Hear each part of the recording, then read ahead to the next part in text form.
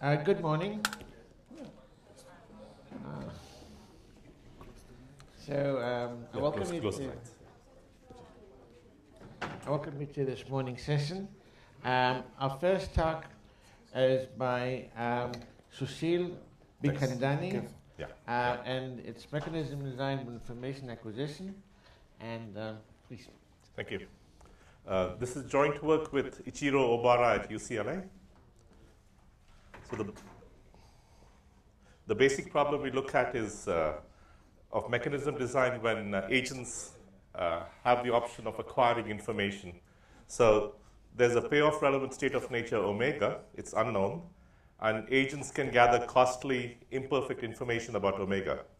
And agents' information is correlated. So all of this is embedded in the mechanism design setting.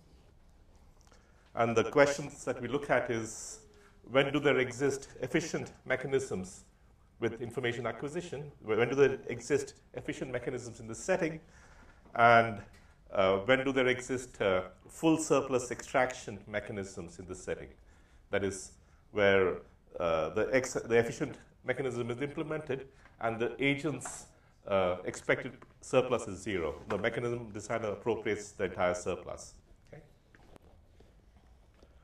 So what's an efficient mechanism? We mean efficiency in the sense of ex-ante efficiency. The expected surplus before any information is gathered is maximized. So each agent collects their ex-ante efficient amount of information, then truthfully reports what they see, report their information to the mechanism designer.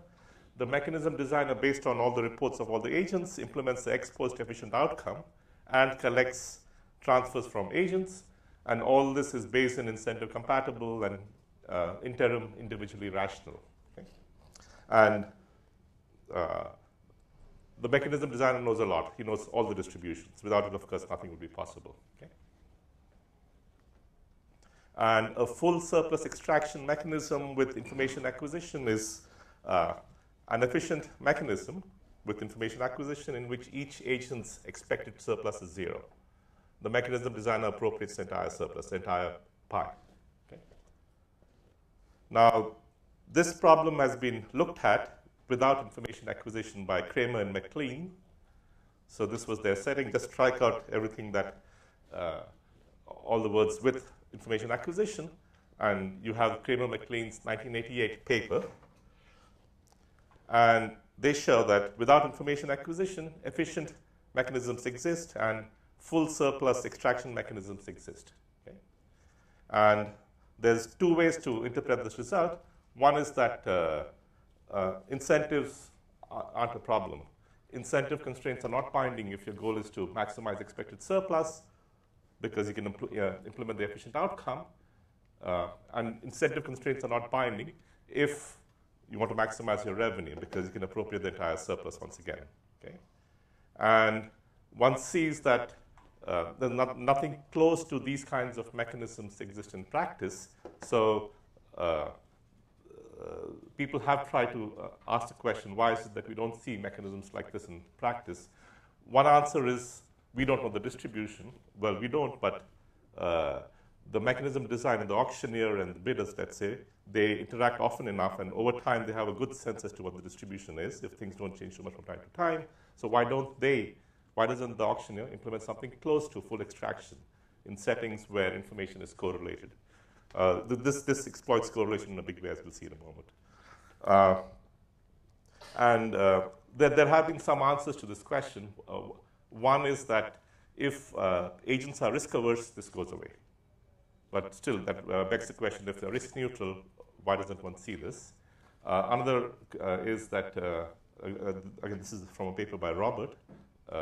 Another is that if agents have limited liability, then this goes away. Third result, a theoretical objection to it, is in a paper by Neiman, where he shows that this setup requires that beliefs determine preferences. And in another paper with Heifetz, Neiman and Heifetz show that beliefs determine preferences are of zero measure in the universal type space, which one gets from a Merton-Samir kind of construction. So again, like some of these authors, we also don't like this result, but still, it needs to be explained. And we thought when we started that one way to get rid of this result, to explain it, is to allow agents to acquire information. The mechanism designer exploits the beliefs of the agents of different types, and if agents can covertly gather information, the mechanism designer may not quite be able to exploit the beliefs that agents have. And as we'll see, we obtain at best limited success in what we set out to do, which is to try and get rid of this result with information acquisition. Okay, not everyone might be familiar with the Kramer-MacLean construction, and understanding that will be crucial to understanding some of the results here. So let me explain what Kramer and MacLean did. I discovered yesterday, as I was finalizing my overheads, that I have a very primitive Acrobat reader on my computer. So it doesn't merge two files. So I have to switch between the file with the diagrams and the file with my presentation. Okay.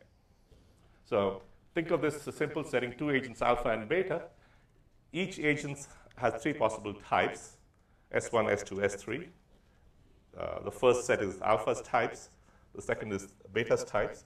And in Kramer and MacLean, there is no information acquisition. So for all practical purposes, the state of nature is just the types of the two agents, S alpha and S beta. Okay?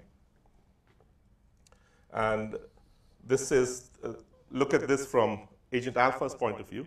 These are agent alpha's beliefs about agent beta. So this is the simplex in 3 dimensions. And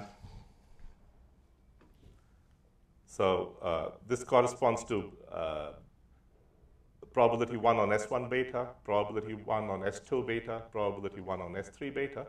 And beliefs are correlated. If beliefs were independent, if agents types were independent, these 3 points that represents beliefs of type alpha over type beta's types, these 3 would be just one single point if beliefs were independent, if types were independent, but they're not. They're correlated. So these 3 points will be different. They won't coincide on one point. And that's what the Kramer-MacLean construction exploits. Notice that, the belief of agent 1, agent alpha of type S1, is not on the line segment joining his beliefs of the other 2 types that he might be. Okay? So this belief is not a convex combination of these 2 beliefs, and therefore you can separate by a hyperplane this belief by these 2, okay? And that's the intersection of a hyperplane with the simplex. And then you can construct a lottery, what's called a full extraction lottery, whose payoffs are obtained from the coefficients of this hyperplane. Okay? Some of these coefficients are positive, some of these coefficients are negative, and these payoffs are such that the expected value of this lottery for type S1 alpha is 0, and the expected value of this lottery for type S2 alpha or ST or for type S3 alpha, if they report their type as S1 alpha, they'll be given this lottery to play. Their expected value for the lottery is positive, and if this T alpha is the payment that is required of this agent, okay, then if agent S1 alpha truthfully reports his type as S1 alpha, his expected payment is 0. If any of the other 2 types lie and report their type as S1 alpha, their expected payment is positive. And you can multiply these lotteries by positive numbers and make the expected payment of these 2 types as large as you want. So any gains that they derive from the mechanism, from lying on the mechanism, are swamped by the payments over here. And consequently, the mechanism that you're trying to implement becomes sort of irrelevant. All the action is in these payments, these lotteries that can be used to enforce truth-telling. Okay? So that's the Kramer-MacLean construction. So this was the lottery for agent alpha when he reports his type as S1 alpha, and that prevents S2 alpha and S3 alpha from lying there and saying the type is S1 alpha. Similarly, you can construct lotteries for the other two types. Okay, there is no type whose beliefs is a convex combination of the other two types of that agent. So these separating hyperplanes exist for the other two types as well, and they can be used to implement any mechanism truthfully. So this condition is satisfied down here. Okay. And our point of departure from this is to allow people to gather information. Okay. So let's say type S1 alpha gathers additional information, and he then beliefs might move to up. The information might be up or down, and his beliefs could be here or here. Okay. Now this will no longer be a full extraction lottery. The one I chosen earlier. This, if the beliefs are here, the expected payment is positive, and this agent, if he participates, his payoff will be negative, and he may not participate. And this, if his beliefs come here, his expected payoff will be positive, his expected payment will be negative. It's on the other side of the hyperplane. And so if you were trying to use that as a full extraction lottery, you wouldn't be able to do so. However, if you knew what their information source was, instead of choosing this as the full extraction lottery, in this particular setting, the way I've shown it, it's possible to choose a full extraction lottery so that there is no benefit from lying. Your expected payment still remains zero with additional payment. But in other instances, that may not be possible. Okay? So the question is, when can you still fully extract surplus when information is acquired, and when can you not? For instance, instead of having just two realizations of the information, there were 3 realizations. You wouldn't be able to, at least on this picture, on this example, you would not be able to implement full extraction. So that's the question we look at. If the agent can gather information about each other, why is it the principal cannot have access to this information as well? If he does, then you back into... Oh, so if either the agent can, mechanism designer can see the information directly, there is no problem. There is no mechanism design problem. Or if the mechanism designer has access to the information at no larger cost than the agents do, then there is no problem either. No, yeah. This is the most intuitive framework. Your framework is the sufferer's. Mm-hmm. The problem of intuition here is that whatever the agents can sort of extract in terms of information about each other, at least you have to explain why is it that the principal cannot do likewise. So the principal could be okay.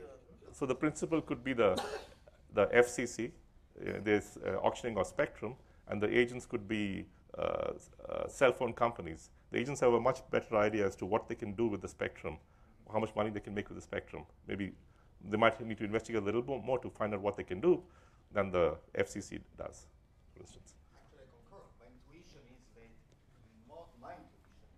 in most of the time the players know each other better. So if I have a painting and I want to sell and I have a bunch of art dealers, what the hell I know about last century painting value in the art market? They know better. So it's not clear that mechanism design to me is an asymmetry between designer and players, and I totally concur with that. I mean, otherwise, it would be nice if the mechanism Yeah. Well, you might think this intuitive, in which case, yeah, there is no problem. I mean, my assumption counterintuitive, in which case what I'm about to say is not relevant, but in case you think that this is a reasonable assumption, that the mechanism designer does not have easy access to the information, but the agents do, then this is relevant. Okay, let's get back to, so that was the intuition behind the Kramer-MacLean setup and how that might get, that result we thought might go away if one allows information acquisition. And so here's an example where an ex-ante efficient mechanism doesn't exist. Okay? So let's move away from diagrams, look at some concrete examples. So there are 2 agents. It's a auction of a single indivisible object setting, two agents 1 and 2. Each agent's valuation is the sum of a private value component, xi, and a common value component, v. And the private value component depends on the state of nature, omega. Omega could be omega 0, in which case the value for both the x1 and x2 are both 0. It could be omega 1, in which case x1 is 1, x2 is 0. It could be omega 2, x1 is 0, x2 is 1. Okay? And agents costlessly, you can impose a cost, it doesn't matter. Let's just make it simple. Costlessly observe a signal Si, which could be low or high about omega. And agent I's signal is informative about, about the state omega I. So if it's omega 1, agent 1's signal is high with probability Q, more than 0.5. If it's not omega 1, his signal is high with probability 1 minus Q. Okay? And they costlessly observe this. They could also, with some cost, observe perfectly the common component V. That could be 0 or that could be delta, and that's with equal probability. And the distribution of V is independent of omega. Okay? So, and each agent I may observe V at some cost C. Okay? And the ex ante efficient rule here is agents do not gather information about the common component V, because that has no bearing on allocative efficiency, but it's costly. You incur resources to gather information, but it doesn't really matter what the value of V is as far as whom you allocate to. That is determined entirely by their private signals, Si. Okay? So the ex ante efficient rule requires that agents do not gather information, and all they do is report their signals, Si, about the private component. And the ex post efficient rule in that case, based on the reports of their signals, is if they both report high signals, then it doesn't matter whom you allocate the object to. You could do 50-50 or something else. Xi is allocate object to agent I. If one agent reports high and the other reports low, then the agent who reports high gets the object. If both report low, then again, randomize between the two. Okay? So this is the ex ante efficient rule, but there is no mechanism that will implement this in a Bayesian incentive compatible fashion. So here's a deviation. Suppose you try to implement this rule with some transfers. Here's a deviation by agent A, agent 1. He gathers the information about V. He gets to know V perfectly, incurs a cost C. And if V is delta, he reports his signal as high. If V is 0, he reports his signal as low. In effect, he ignores his private information S1. Okay? And if delta is large enough, this deviation is profitable from any perpetuated mechanism that tries to implement the ex post efficient rule. Okay? So as long as it's not difficult to show that as long as delta is large enough, okay, this deviation is always profitable, no matter what transfers are used to try and support this mechanism. Okay. Here's an example where ex ante efficient mechanisms don't exist. So the question is, when do they exist? Okay, I'll maybe won't spend too much time on the notation, certainly not on the mechanism. How much time do you have? 8 minutes. Okay. So there are n agents, the state of nature we talked about. Each agent's informational action takes one of finite number of informational actions. So action K corresponds to buying K signals, Si1, Si2 through Sik. The signals need not be IID. In fact, we assume they're not IID. Most of our results are in the nature of being generic in the distributions that are possible over these.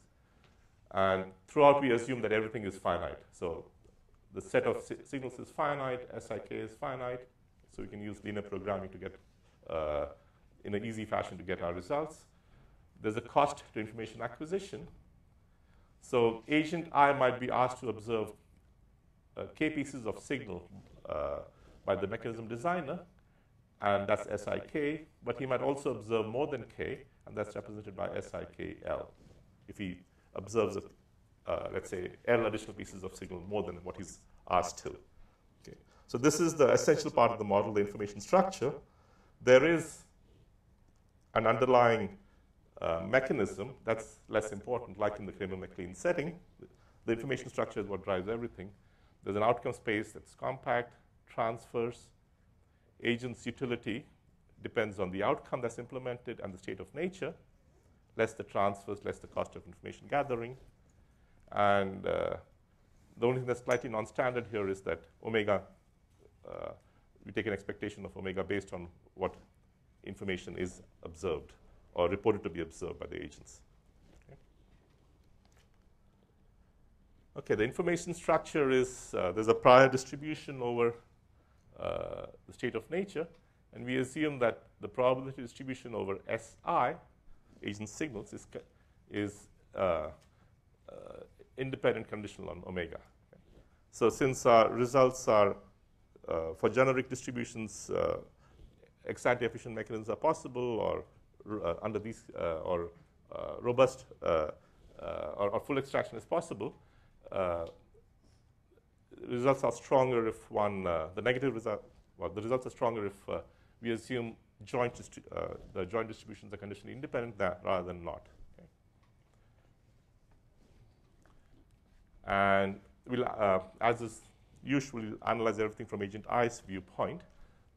Suppose agent I is asked to gather information K, and the other agents follow instructions. They ask to gather A minus I. They do that, and they truthfully report their signals. So does agent I have an incentive to truthfully to gather signal AI equals K and truthfully report his signal? And there's a mechanism up there, social choice function, from the reported signals to the outcome. And the social choice rule here consists of an instruction from the mechanism designer how much information to gather, plus this social choice function F, which takes the reported signals into a social outcome. And there's transfers out there. And the mechanism is Bayesian incentive compatible and individually rational, consists of A and F and set of transfers, vector of transfers T. And the only important part for the mechanism, only role the mechanism plays is defining what information agents should gather. Beyond that, it's not important. So the efficient mechanism, it plays a role in defining what the efficient mechanism is in a particular setting. So FA star maximizes the sum of expected utilities of the agents for each reported set of signals when they're asked to gather information A. So it maximizes the sum. That's the ex post efficient mechanism, given that they've been asked to gather information A. And what information A should they be asked to gather? Well, that is what maximizes this difference, this expected utility here, minus the cost of gathering information. So that's the ex-ante efficient information, A star, and A star, F star, A star is the ex-ante efficient social choice rule. Okay. And so the questions, to rephrase them in the notation that we have now, given that there always exists an ex-ante efficient social choice rule, when do there exist transfers such that A star, FA star, T is an ex-ante efficient mechanism, and when do there exist transfers so that agent's expected surplus is 0? Okay. So that's basically the questions we look at. And there's an easy answer when the set of state of signals is not too large, less than the size of the signals of other agents. Basically, state by state, you can get each agent to pay the externality that they cause the other agents. So similar to a VCG mechanism setting, one can do the same kind of thing when the set of states of nature is not large. But when it is large, then the construction depends on what's called a semi-robust lottery, which basically says that, first of all, agent I will always report something in the set of signals that he's asked to gather, SIK. If he reports something less, it's easy to show he'll lose money. If he reports something more, you can make him pay a lot because he deviated from the instructions. So no matter what he gathers, he'll always report something in this set. And the question is, if he gathers more information than he's asked to, the most that he possibly could he gain by lying when actually he saw SIK? Okay? And if there exist lotteries that prevent him from doing that, then he won't gain from lying, and that lottery is called a semi-robust lottery. It's also a full extraction lottery, but it's not every full extraction lottery is not quite a full extraction lottery yet. And the comparison with the Kramer-McLean full extraction lottery is as follows. There is no SI, there's no additional information here, and the left-hand side is 0 in the Kramer-McLean full extraction lottery. And this is enough to get efficient social choice rule to be implemented, existence of these semi-robust lotteries. And existence of robust lotteries is what we need for full surplus extraction. Those pictures that I'd shown earlier, the hyperplane that went through the 2 points representing additional information acquisition, those are robust lotteries. And that's what they need to satisfy. And how do they differ from semi-robust lotteries? Well, if you had equated this to left-hand side to 0, you'd get robust lotteries. That's the difference between the two. Okay. And then when do robust lotteries exist? Okay, robust lotteries do the job, and when do they exist? If the set of possible signals that agent I can gather is less than the minimum of the size of the state of omega, and also the size of other signals that agents might gather. Then for generic distributions Q and P, robust lotteries exist. So in other words, if agents are roughly symmetric, and the size of the state of nature is not too small, robust lotteries exist. If one agent is very asymmetric, his SIK is very large, then this would not be satisfied. And instead of using conditionally independent signals, we allowed for generic joint probability distributions over omega, Si, and S minus I. Then we can drop the condition, this condition here, and just are left with this condition. Okay. So the condition under which robust lotteries exist becomes weaker. So our original goal of our original insight or intuition that information acquisition would get rid of the Kramer-McLean result turned out to be, well, not quite true. If agents are symmetric, we are still stuck with it. It seems to be quite robust. At the same time, I think it's a theoretical curiosity, and it'd be nice to come up with good theoretical conditions that get rid of it so that one can do optimal mechanism design with correlated types and without having to worry about agents being risk averse and stuff like that. Okay. I'm done.